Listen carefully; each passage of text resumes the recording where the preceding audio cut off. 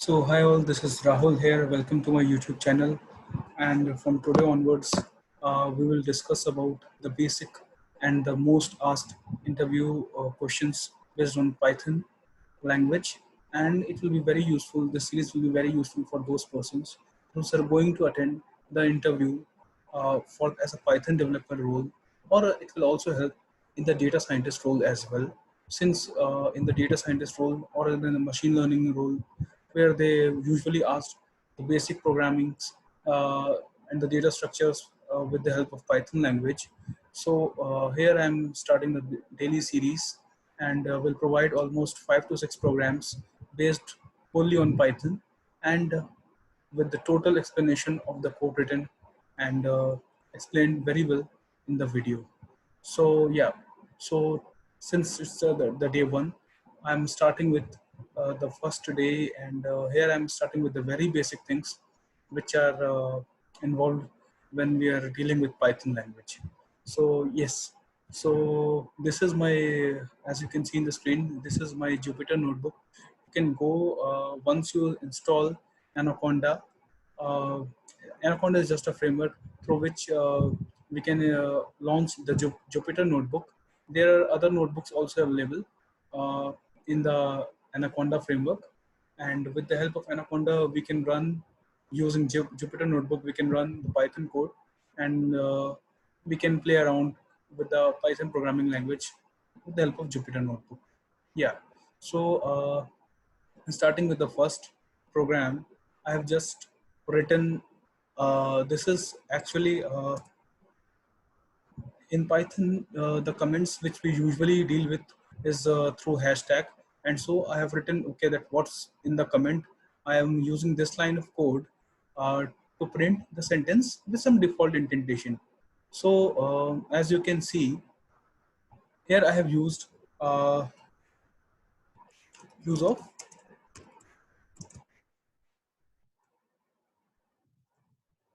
special and escape sequence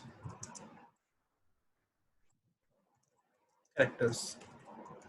So here I have used backslash n and backslash t. Backslash n stands for the new line character, and backslash t stands for a tab.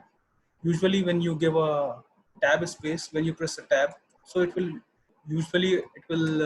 give you a space of 4 space characters. That is 1, 2, 3, 4. So yes, so my first program deals with that. Okay, if you want to give a indentation, then how you will provide that. So this is my just a sequence of a string, and here I am using some indentation like this to give in the output. So here I have used this string as hello coders, and then these are the escape characters which I have used. So after hello coders, you can see there is a comma and then slash n. So what will slash n is do? It will just hit and enter it into a new line. Then there is a tab space. This is the tab space, and then again the next line, and again there is new line character and 2 tabs. So again it will put on to your new line and 2 tabs space, and then the last sentence. So this is the explanation of the first program. Hope you are clear to understand, and if it's not, please mention in comments. I will take that most care. If you want some other explanations for this, yeah, then my next program is, so if you suppose sometimes programmers in the real world deal with it, okay, what kind of versions are installed with their program, and what kind of release of the Python they are dealing with. So here this is the first line. So this is the code that how you can check the Python installed at your system.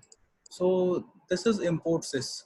So import sys means import is a utility through which you can uh, import some of the previously installed libraries or the modules of Python. So using sys, I have done that. So sorry, my bad. It's import sys. So import sys means you are downloading a package, a module, or a library using the import function. Sys is a pre-installed module or a library, whatever you can say. So what sys does? Sys provides access to some variables which are used or maintained by the interpreter itself, that is a Python interpreter itself. So this is basically the command. This is basically like you can put a enter and you will get the version. So for me, for uh, my system, the version is 3.7.6.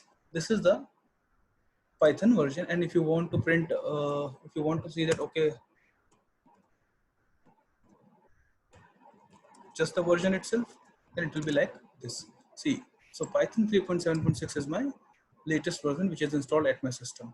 Okay, so my next code is program is to write a code which accepts a radius. That means you're trying to get an input from a user, the radius value, and then of a circle, and from that you are trying to calculate the area. So how you can use that using Python? So here I have used, see, this is the utility which I was talking about. So suppose if you want to install uh, not a whole module, but just want to import a particular library or a particular package from a whole bunch of module. So what you can do is you can just write from, then this is the main library name, that is the main module name, and inside that, if you want to import, you know the name, you can just import that sub package you can install from the main library. So this is the main library, that is math, and you are importing a sub package. Okay, so here I have imported from maths main library, I have imported a package pi, which will contain the value of pi, that is 22 by 7 or 3.14. So okay, so here what I have done is I have input, and I'm inputting a radius of the circle with the help of input function, and I am getting it stored into the rad variable. And with the help of print function, I am just calculating. This is the string function which will tell, okay, that this is the radius value, for which, see, in this output you can see that, okay, I have entered 7. So the area of the circle with radius 7.0 denotes to string with the radius value. And here I've implemented the formula with the help of a string that is pi r square. Here radius and the 2 star refers to the power, that is radius to the power of 2 into multiplication into pi. So from this you can calculate, from these line of codes you can easily calculate the area of circle. See, there are various ways to implement. This is just one way. Okay, so sorry, my bad. There was some issue with the Python system. So I've just reconfigured it and I have now again came back. So yeah, so I was explaining that what we can do is we can import using the main library, and from the main library what we can do is import a sub package, and then we can directly use it into the formula. So if I suppose I hit enter, so we can write any other value, suppose 6, and it will give the radius. Radius when we have entered as 6, it will give the area of the circle with the help of this formula. And then first of all it will calculate and compute the area, and then it will typecast or convert it into string. Similar is the case when it is printing the output. This is the concatenation operator in Python, that is the plus sign. And here with the help of this radius value, we are again converting into the string and printing along with the string sequence in the output. So here we are getting the output. Now the next program which we are here like will be understanding is to get the input of a string of your choice from user and print it in reverse order. So as you can see, this is really a sometimes asked in a, like most of the interviews, not directly just single line of code, but there will be a bunch of other logics to be also asked with the reverse order. So here I'm just implemented a basic program for reversing a string which has been given or entered as in the output by a user. So here I have again used a function input and taking the value into the variable st. Now see, here I have used a concept of, if you are not aware, please go ahead and read the concept of slicing and indexing in strings. I will soon make a video particularly on the strings part, where I will be dealing with each topic, that is slicing and indexing of the strings in the most easy and explainable way.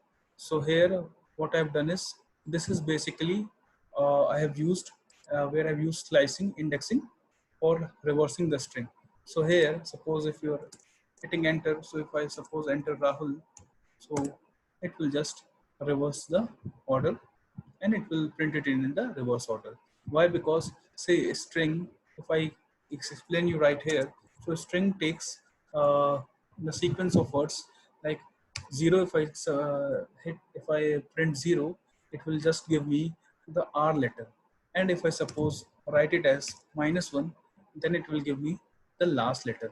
So the indexing starts from zero if you are starting from left, and it starts from -1 if you're starting it from the right. Okay, so here, if suppose I want to enter from 1 to 2 part, so what it will do is, it will start from 0, 1 and 2. So it will give just the A part, and it will not include the 2. Suppose if I want to check, you can check over here. Let me show you that.